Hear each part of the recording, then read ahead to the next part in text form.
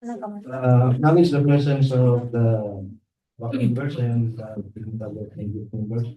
Okay, so your studio is little bit of a little about the person and is The stuff na naman.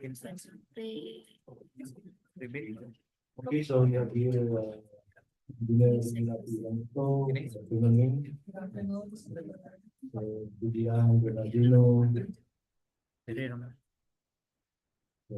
Charlie is Biblia, and Norma C. Villarreal. And of course, we have our so we have also here the technical working group. Agnes Laudan, so Indra Alexander Toringan, Adona Campo, Claire B. Camino, Walter the Piñas, and Giovanni. Okay, so our agenda for today will be the PV conference for the two projects under contract ID 23LO00229, increase in building capacity of the College of Medicine, Yusuf Talon Campus, out of city. Number 25LO0087, limited maintenance of primary roads along Maharlika Highway, Digos, Macarol. Kilometer 1579 plus 57 to kilometer 1579 plus 256 and we have also the pre-procurement conference for 23 projects. Okay. So ready na ba ta for the pre-lit na may center? Okay, so let us start with the contract ID 23LO00229.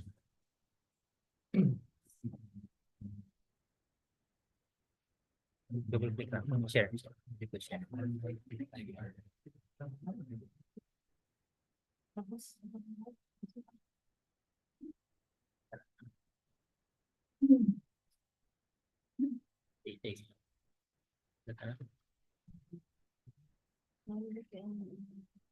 Okay, wala man dito.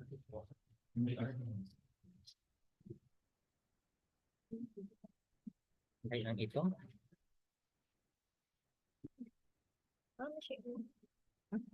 Okay naman. Okay naman.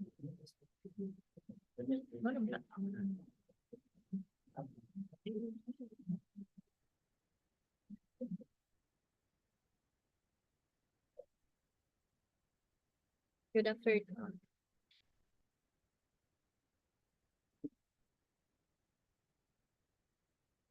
Good afternoon, Mr. Chair. For the first project with a contract ID of 23LO0229, increase in carrying capacity of the College of Medicine, Yusuf Talon, Mabini Campus, Tagum City.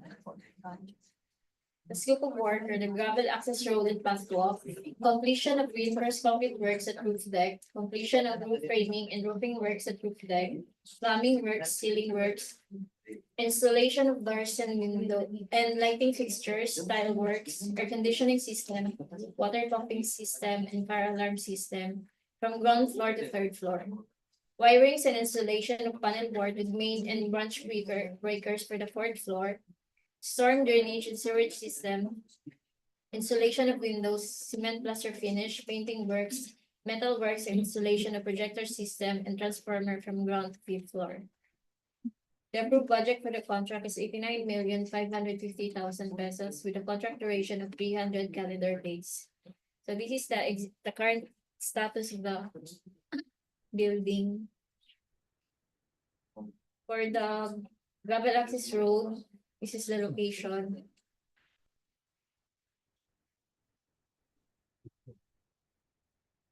For the reinforced concrete and the roofing works, sa roof deck na lang po. And this is the interior existing interiors po sa building. That's all, Mr. Chair. Okay. Any question from our contractors? Live? Online there? Yeah, none, so let's proceed to the next project. Hirap po. Ay, wala. Ay, sige lang.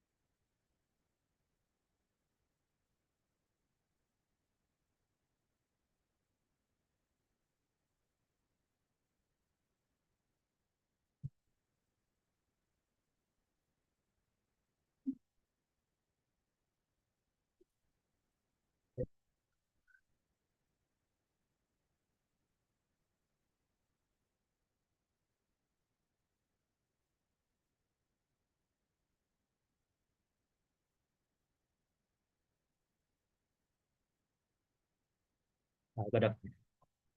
Good afternoon. Good afternoon, Mr. Chair, and to everyone. For the second project, 25 LO 0087, preventive maintenance primary roads along Maharlika Highway, Digos Maca Road, kilometer 1579 plus minus 227 to kilometer 1579 plus 256, Davao del Sur. This project involves application of 100 mm thick asphalt overlay, reblocking of existing damaged concrete pavement into 330 mm thick PCCP, sealing of joint and cracks, graveling of shoulders, application of reflectorized thermoplastic pavement markings. The approved budget for the contract is 48,250,000 pesos for the location of the project.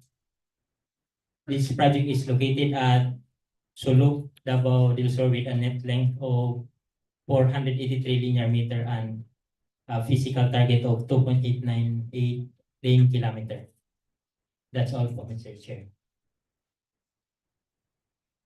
Okay, so any question, clarification from our contractors?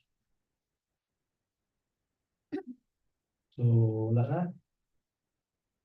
Then, if none, so that ends our DB conference for the two projects, no, live. So, thank you very much, no, for to our viewers for your participation. Before we end, so mayroon na itay reminder from our PWD.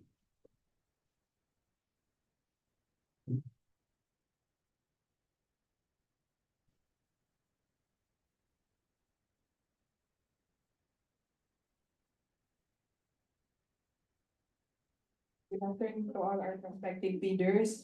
Be reminded of the following documents required by the Bids and Awards Committee. Using the forms prescribed in the bidding documents and to be submitted in two sealed bid envelopes. The first shall contain the technical component of the bid with eligibility requirements, and the second shall contain the financial component of the bid. For the technical component of the bid, it shall contain the field job certificate of registration and membership. If not enrolled in the CWA, this document shall also be included: pickup license and registration, statement of all ongoing government and private projects, SLCC, NFCC computation and statement of total assets and liabilities, a joint venture agreement if applicable. If not enrolled in CWA, it shall contain any documents that need to be updated. Other requirement is the bid security in the prescribed form, amount and validity period. Acceptable forms are cash, cashier's check, manager's check, equivalent to 2% of ABC, a bank draft or guarantee or irrevocable letter of credit, equivalent to 2% of ABC, a surety bond callable upon demand, equivalent to 5% of ABC, or a bid securing declaration. Other project requirements are organizational chart for the contract to be bid, list of contractors' key personnel to be assigned to the contract with their complete qualification data. List of contractors, major construction and laboratory equipment units owned, leased, and or under purchase agreement supported by proof of ownership or lease or purchase and certification of availability of equipment from lessor or vendor for project duration. And an omnibus sworn statement revised in the form prescribed by GPP. For the financial component of the bid, it shall contain the bid form, the bid prices in the bill of quantities, the detailed estimates, including a summary sheet, indicating the unit prices of construction materials, labor rates, and equipment rentals used in coming up with a bid, and a quarterly or monthly cash flow and payment schedule. Be reminded that any missing, incomplete, or patently insufficient documents in the envelopes is a ground for outright rejection of the bid. All prospective bidders are also advised to submit a realistic estimates based on current prices, because too much higher price for an item of work than the ABC will result to unbalanced bid, and too much lower price of an item of work than the ABC. You are still required to do the work in accordance with the plans and specifications, Mr. Chair. Okay, so you have heard the reminder, so finally that ends our